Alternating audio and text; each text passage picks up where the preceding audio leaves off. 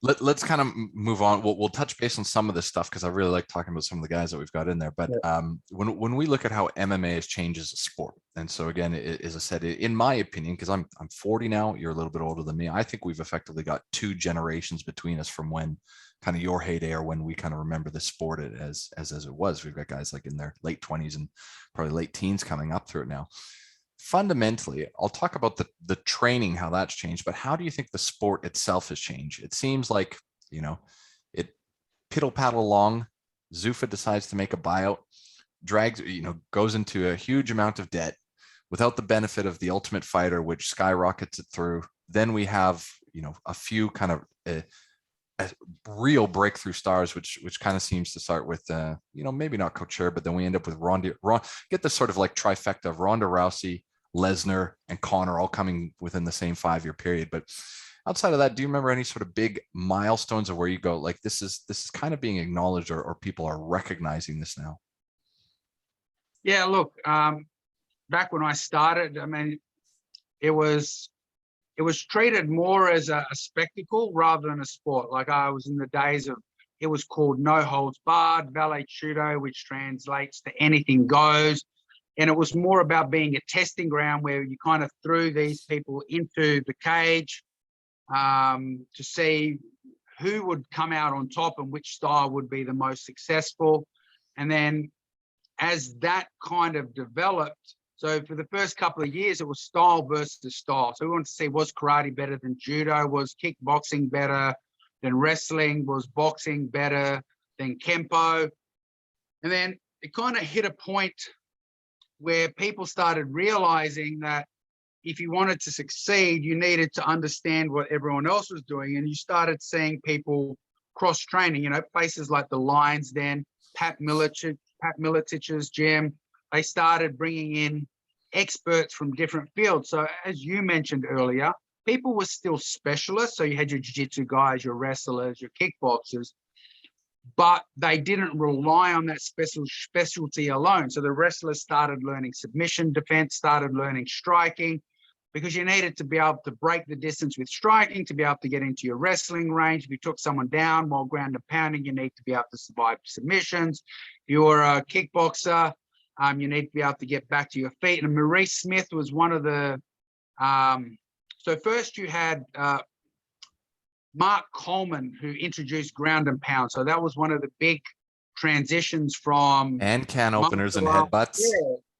So Mark Coleman was the father of ground and pound. So he brought ground and pound, which was the one thing that was able to kind of challenge jiu-jitsu on the ground. So their goal was to stay safe from submissions, get into a position of posture where they could punch an elbow to try and defeat the person on their back. And I think that was a big transition where people started learning wrestling, because even after that, even the jiu-jitsu guys wanted to be on top because they realized the danger of being on the bottom. So that was a big step forward. Then in Extreme Fighting Championships, EFC, there was Maurice Smith. So he was kind of one of the first people that kind of introduced what we now know as sprawl and brawl. So he learned how to survive off his back, how to get back to his feet, and then how to basically defend takedowns and use his striking to kind of win the fight. So, that was a big transitionary period where we started seeing that. And then, as you mentioned, when Zuffa took over, it was the formalization of the sport. So creating categories, weight categories, and making it more sport-like. So involving athletic commissions, having more rules in place. Back in the days, it was just no biting, no eye gouging, no fish hooking. Very simple. Everything else was pretty much go for it. Groin shots were used, as we saw in some of the earlier fights with Keith Hackney and the like. The Zuffa bringing it in and introducing the athletic commissions mean they had to have rules. They had to have rules about the size of the cage, the thickness of the mat, who could be in the cage, what you could do. So that kind of formalized the rule setting, made it from a spectacle into a sport. So that was, obviously a very big step. And obviously, so that was huge when it went from SEG to Zuffa. That was a big time. And then obviously you had Tito. I think he was probably one of the biggest early stars of the sport. He understood the value of media and trash talking and getting people interested in watching him fight, whether it was to win or lose. It didn't matter as long as they tuned in to see him fight, and he understood that. And I think that's where the Huntington Beach bad boy kind of came from. And then there was Chuck Liddell, who introduced the use of the cage, using the cage to get back to your feet. For a long time, the cage was used as a weapon, whereas the ground and pound guys would push their opponent up against the cage so they could pin them there and beat them up with ground and pound. Chuck formalized kind of using the cage to get back to his feet so he could continue. So he was a wrestler, and he kind of used his wrestling not to take people down, but to stay on his feet. And if he did get taken down, to get to the cage and get back to his feet.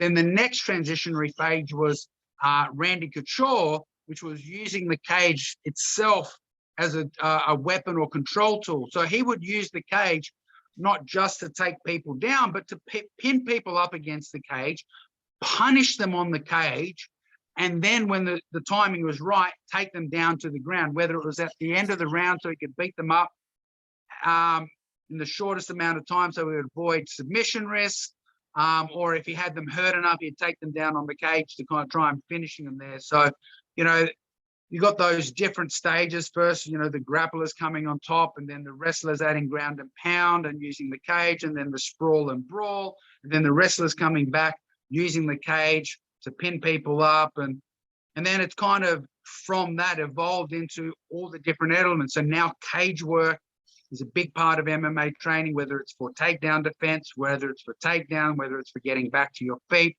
which is just as important as the grappling, which is just as important as the striking, which is just as important as the takedowns, which is just as important as the conditioning. So it's been, a lot of evolution over the years. I think as people become more savvy and become less specialized, I think you're seeing a more striking dominance in the sport, because I think one of the problems with being too well-rounded is if you're well-rounded, generally it's harder to take someone down who has decent takedown defense unless you're a specialist. So that's why you do see exceptions, guys that come with exceptionally strong wrestling backgrounds like Khabib and a